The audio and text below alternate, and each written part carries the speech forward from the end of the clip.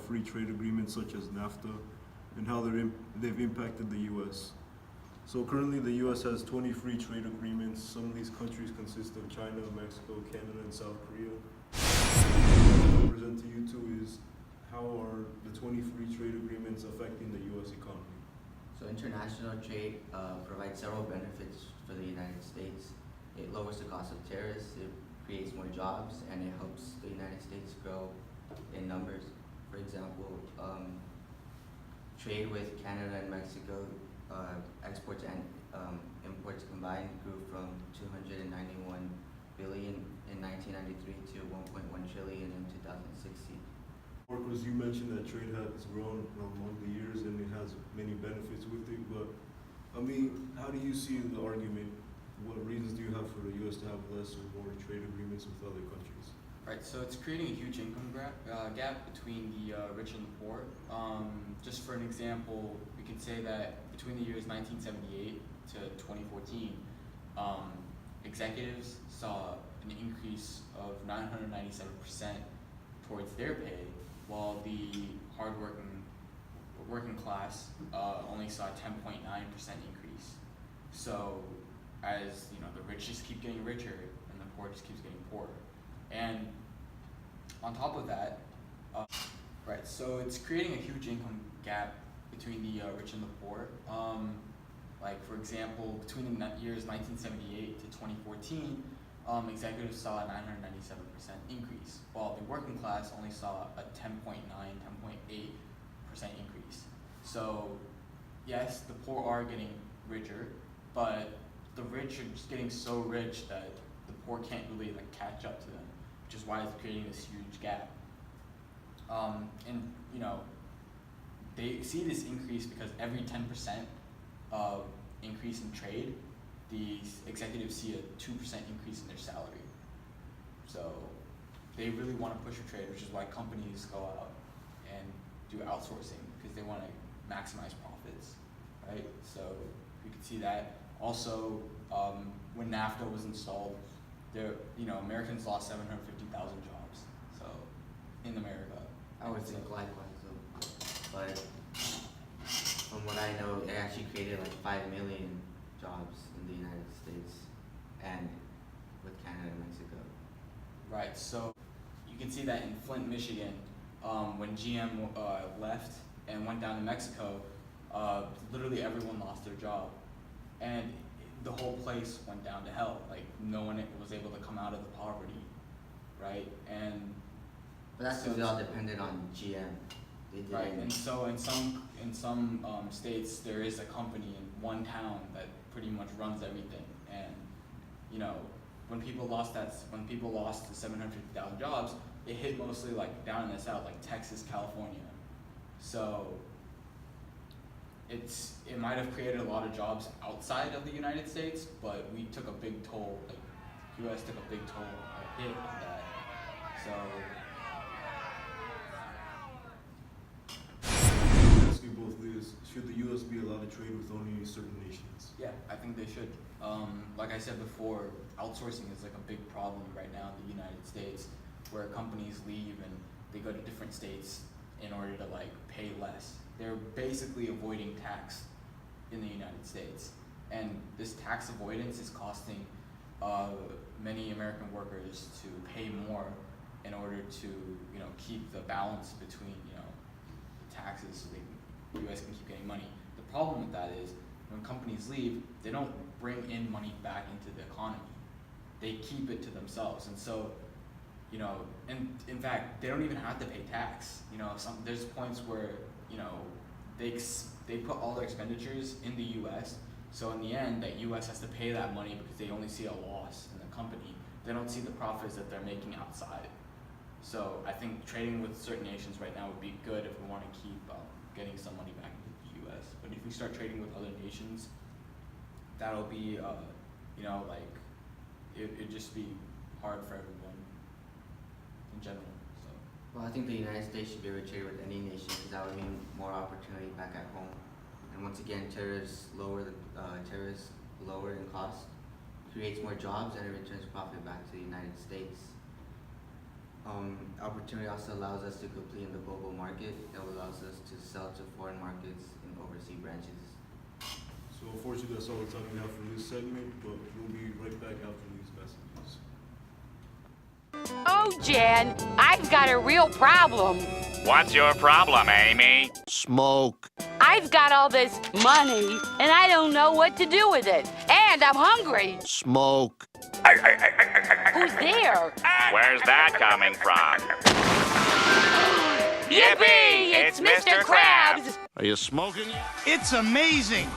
Watch how OxyClean unleashes the power of oxygen, making tough stains disappear like magic without fading or bleeding the colors.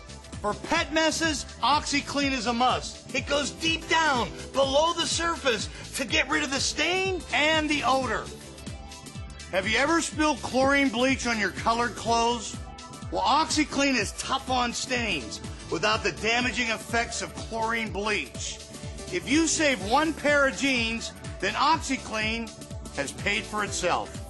Some clothes say no chlorine bleach, but OxyClean safely removes the stain, even on babies' clothes.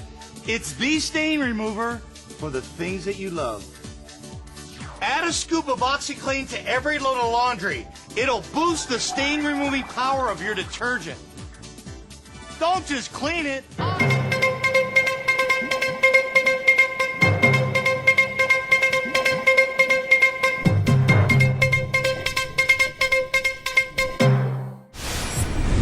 As I mentioned earlier, some of the U.S.'s largest trading partners are China, Canada, Mexico, Japan, South Korea, and Germany. These nations depend on the U.S. not only to buy and import their products, but also for the U.S. to trade with them. That said, will the U.S. benefit or suffer from a withdrawal of NAFTA? Yeah, so I think the U.S. would definitely benefit from withdrawing from NAFTA because it would reduce outsourcing, which is pretty much one of the bigger issues of this country, and it'll provide a more economic flow into the country, without keeping money reserved in other places. And just a little fun fact: companies started using outsourcing as their major source of business. Not only because it pretty much only profited for them mainly. So by the time it hit into the 2000s or by the 2000s, over 65% of the companies were using it, and so if we got rid of NAFTA, wages would increase, and the tariffs might increase for everyone. There is something called the World Trade Organization rules, the WTO, which still prevents the tariffs from increasing too high, and I don't think it would be much of a problem for everyone else because wages are going to increase. So if you look at it, everything's still pretty much balanced the same. You'd probably be paying almost the same amount for whatever you had before. Well, I think withdrawing from the pact would bring big changes for the economy and for consumers. Pulling out of the pact could have unintended economic consequences. NAFTA has helped reshape the United States economy, and is pulling out would raise the cost of American companies and consumers. Under NAFTA, countries pay nothing on most goods and across the borders.